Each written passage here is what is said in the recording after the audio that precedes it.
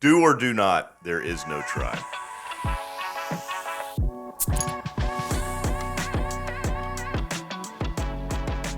I'm Wright Brennan, and this is the Lost in the Midlands podcast, brought to you by Midlands Dumpster Services and Seawright Roofing. And today I am here with a doctor, an entrepreneur, a B&I networker, the man, Ed Davis, Davis Orthodontics. Davis. Happy to be here. Thanks for hanging out, man. Yeah. What a cool quote. Well, you know, I'm a Star Wars nerd. Always have been. Yeah. And you ever come to my office, I have Star Wars memorabilia all over the place. But it's kind of like how my life mantra really is. You know, we've trying to do this and going through being an orthodontist. It's, you know, you can't start out with the end goal in mind. You have little steps along the way. Wow. So you either, you know, you got college and you got dental school and then you got ortho school and residencies and whatnot. And so you have to just either say, I'm going to do this or not. Yeah. You know, and that's kind of the same way with everything with life and how I run my office, how you run relationships. Yeah. You either make the effort or you don't. Yeah, heck yeah. I love that. That's deep on some Star Wars. Right. So, and I am interested to hear about your journey to become an orthodontist, but I want to know a little bit about where it started, where you're from, you grew up. So I grew up here in West Columbia, airport grad, but basically where my love of dentistry came in, I was not like Herbie the Elf from Rudolph the Red-Nosed Reindeer, where I want to be a dentist. But I did piano all through like grade school, first grade through 12th grade. Yeah. And I also took an interest in playing the organ. Yeah. And so my teacher of organ, her husband was a dentist in the area, now retired. And so we all went to the same church and really just got to learn about what he did. Yeah. While I was doing, and he played the organ and he was a big musician. Actually went back and got his doctorate in music after practicing dentistry for like 30 years. Interesting.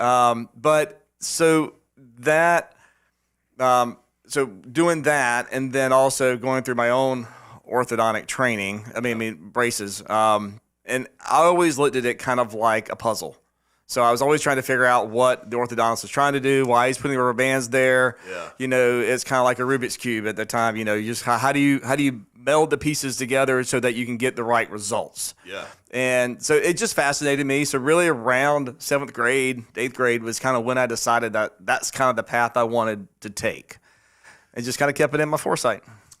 You must have been one of the only kids thinking that. I was like, what the heck is this thing in my mouth, and when does it come out? Get it out. Get it out. You knew from a young age, like, man, this is cool. Look at these wires.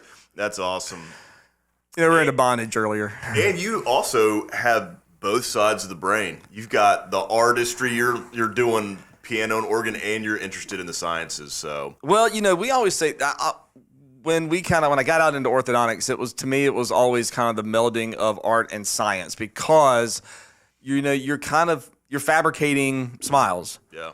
Out of you know, a jumbled mess sometimes or gaps or whatever. But it came early in my dental school career where the first thing that we had to do in our lab was we were giving a wax block. Yeah. And they said carve a tooth. So roots and everything. And so we started out with the front tooth and then we went all the way to doing a molar in the back. So, I mean, I have a little dish of wax teeth that thank God has not melted, you know, sitting in the attic because we would spend like 20 hours carving this one damn tooth so that, you know, we can get the great grade that we needed. But you learned, you know, just like in sculptures, you learn contours, you learn how the light reflects off of surfaces and how that affects the appearance and just kind of that artistry in how to do restorative work. Right. And so then bringing that into constructing the whole architecture of your mouth or your teeth and the way things fit together, you learn how grooves fit together and all that. So it really, you kind of have to have that right and left side brain to kind of do this. Well, that's eye-opening. I never thought about that as far as orthodontics goes. And you've still got that original piece up in the attic. Yeah. You should bring that out and put it in like a trophy case or something, man. That's pretty cool. Well, how long did you spend during your training? You just talked about, you go to college. Forever. Basically forever. Whenever I go do like talks to like second graders, and they always go, "How long did it take for you to become a dentist?" And You just lie to them, or you right. tell Well, them. and then you go like, I say, how long was your grade school? Like, how long you got? Well, like, you're in grade 2, so now you got to go to 12. How many years is that? That's 12. It's like, well, just do that again. Just do it again. That's what. So, because you get out of high school and you go to college, 4 years of college, and you go 4 years of dental school. And then orthodontics is about 2.5 to 3 years, and I did a little residency in between. So it's like basically forever because trying to get done. And the teachers in the back are going like, "Oh my God, I would just have died by now." So yeah, it's You gotta want it.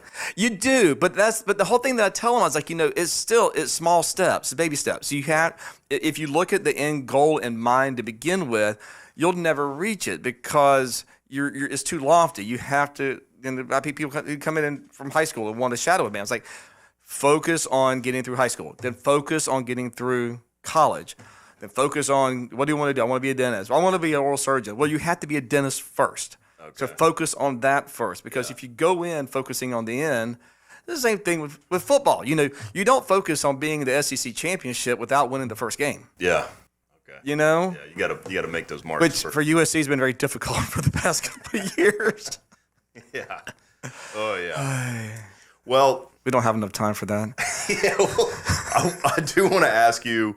I'm not sure how to ask this question because you got this awesome social media presence, but it also kind of peers a window into this awesome culture you have in your office. Maybe first tell me, how do you build? I mean, I could tell everybody in there super engaged, having fun.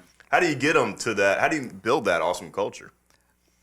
It's slowly, honestly. You can't just you can just kind of start it out, but you do have to keep adding people into the right spots in the right places and building people into your business that you want to be there and they want to be there. This is my 22nd year of being an orthodontist and having a practice. Thank you. And, it's not easy because you come at the beginning, it's just focusing on work, making money, trying to keep growing the practice. Yeah. It wasn't really until I got more established that it really kind of took the turn on building my culture, because I wanted to be a place that I wanted to go to every day, and not just somewhere that I just went to work, even though I owned it. But like, I enjoy going to work and I enjoy seeing the people there and I enjoy seeing my patients there. But it takes time and it takes a lot of planning. It's not just something you go like, okay, yeah, we're going to have fun here today now. No, it's not that way. Yeah. You have to kind of, you set boundaries. And with building a good culture also is setting standards within your office so that people know how far they can go and where they need to succeed.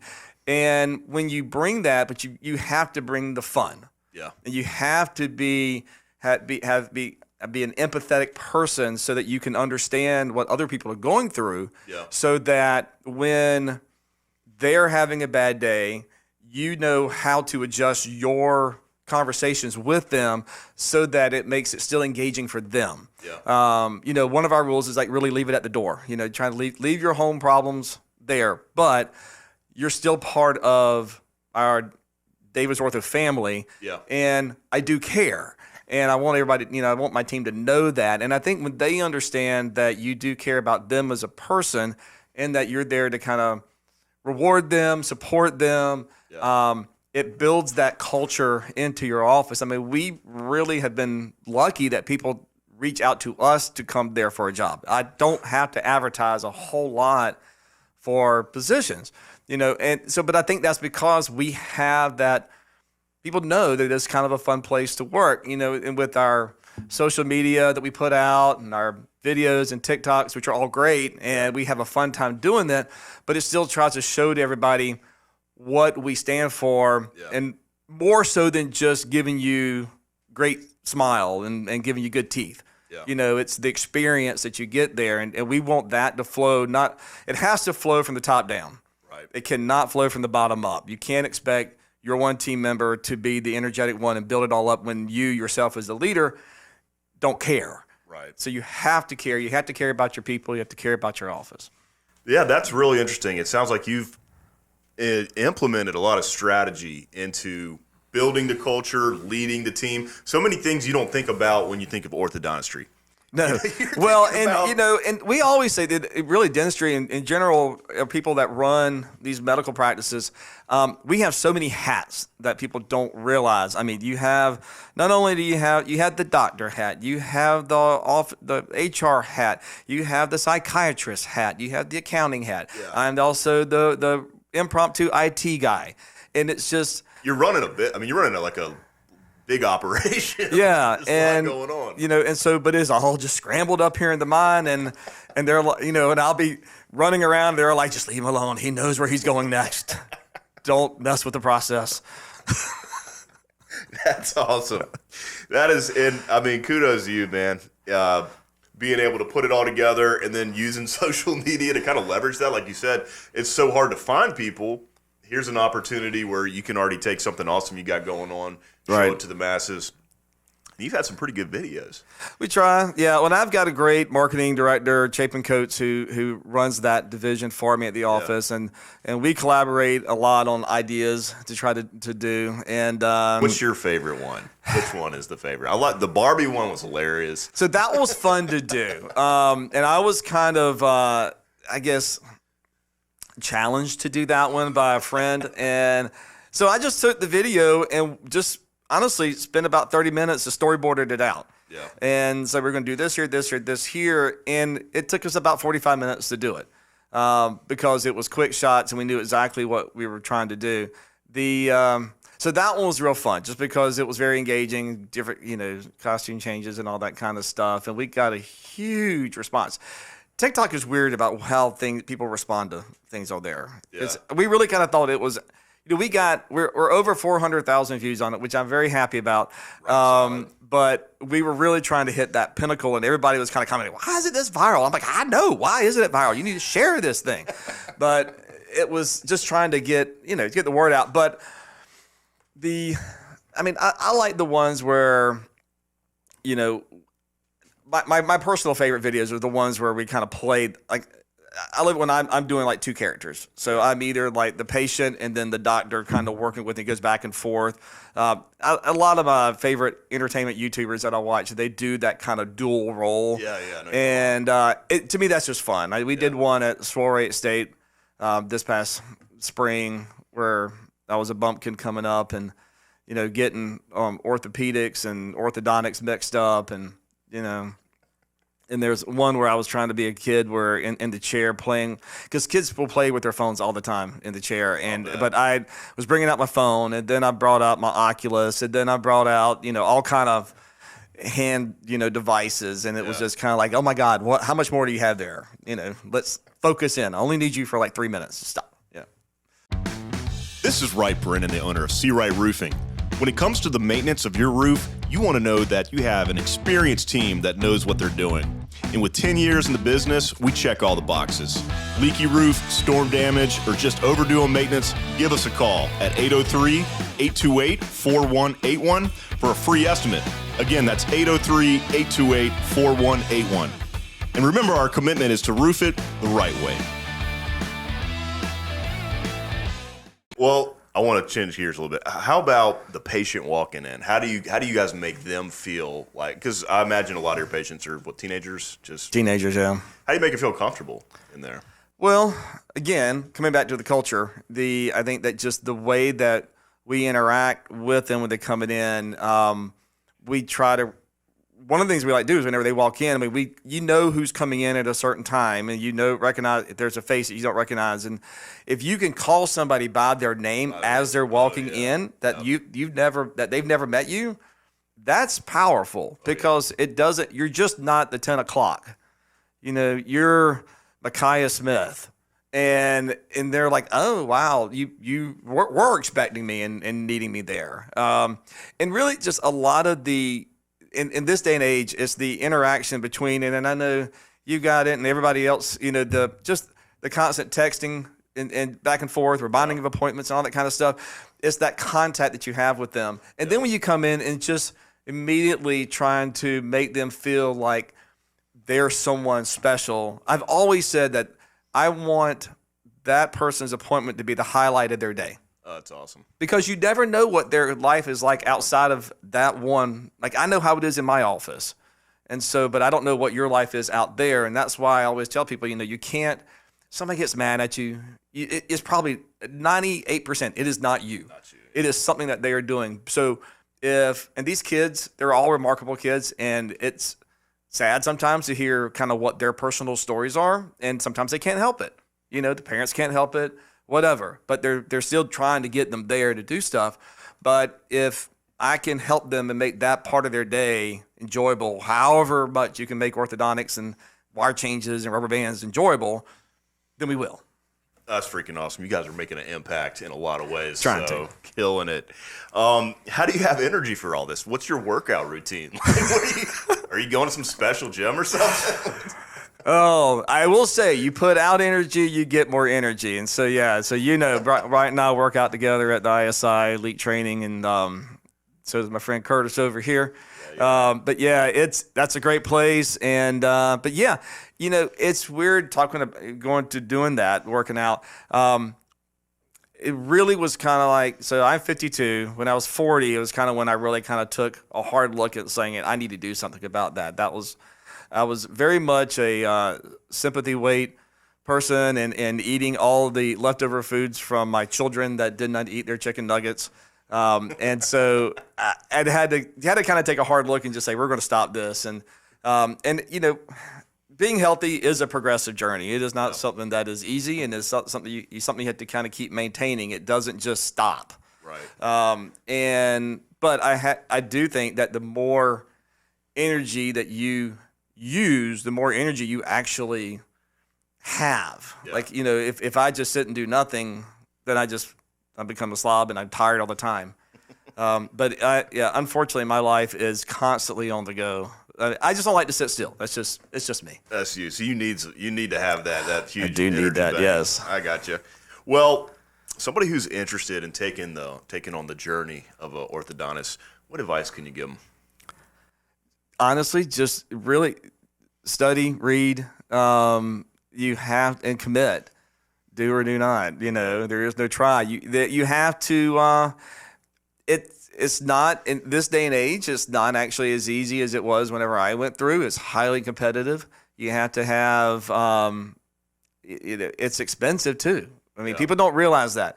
The average orthodontist student coming out of school now has student loans of around $700,000. Yeah. So because orthodontics is not like a medical residency where you get paid through the hospital, we have to pay to do ours. And so, and it's ridiculous. And so not only have you added on dental, undergrad, dental school, and now orthodontic school, you got living expenses and wherever the big cities that you are, and they're not cheap. In fact, one of my things I do with my orthodontic community is every year I go to Washington, D.C. as part of the advocacy group for the orthodontic organization, and we go and politic around Washington to try to make changes in student loans so that, like, to bring back the subsidized loans that students no longer have anymore. Like, they used to be, the interest was paid for by the government while I was in school. Nowadays, that's not the case. So people who are coming out of school with this amount of debt, they probably have $150,000 of just interest. Wow. Yeah. And I mean, that's a lot of dinero. Yeah, man. You got to commit. You're right. Yeah. So yes, you can make that back, but it is not. The late '80s and '90s were the heyday of dentistry, regardless across the board. You can still do a great career in this. But you do have to. I mean, but there's a lot of financial burden, and if you have resources that can help pay for that, fantastic. You'll come out ahead. But people like myself, it took 20 years to pay that off. Yeah, man. And if you have $700,000 you're looking to invest, Right. you can do a lot of things. Exactly. I'm sure there's a medical student out, or dental student out there who would love to talk to you. Yeah, that's something. Well, awesome. Where can we find you? Somebody who needs braces, where do they go? So initially, you can go look us up at dobraces.com. That's our web address. It's Do Braces on Facebook, Do Braces on Instagram, and TikTok. We are located across from Lexington Medical Center in West Columbia and off the Peak exit in Irmo, right up from Food Line. Awesome. Heck yeah. Well, appreciate you coming on. You're making an impact. It's been a pleasure talking to you. Oh, it's been awesome being here. Thank you. Heck yeah, man. It's good to see you. All right, my man.